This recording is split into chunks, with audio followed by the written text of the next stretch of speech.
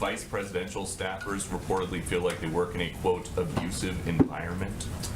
Well, I would first note that I try not to speak to or engage on anonymous reports or anonymous sources. I will say that the Vice President is an incredibly important partner to the President of the United States. She has a challenging job, a hard job, and she has a great supportive team of people around her. But other than that, I'm not going to have any more comments on those reports. Okay, hoping to clarify the administration's position here on defunding the police. You say the president does not want to defund the police.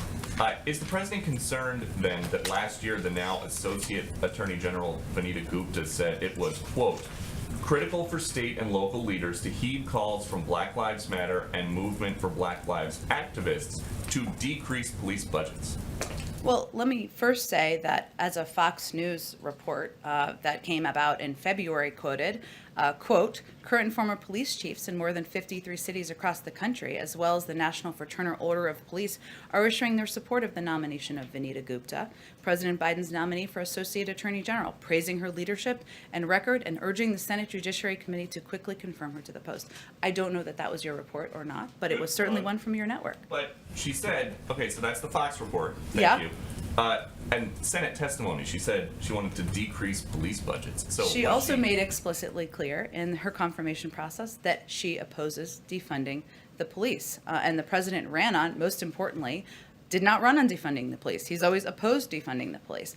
I'll also note, because you've asked this question before or a few times over the last several days, that when we talk about individuals in Congress and their support for funding or opposition to funding for the police, I think what the American people are most focused on is how people vote, what their record is, which is a public record. And I will note that while the president ran on and won the most votes of any candidate in history on a platform of boosting funding for law enforcement after Republicans spent decades trying to cut the COPS program, which again is public record. We don't need to undervalue the intelligence of the American people. The president ran on increasing that funding. It's in his budget. In President Trump's budget, he significantly cut that. So that's a change.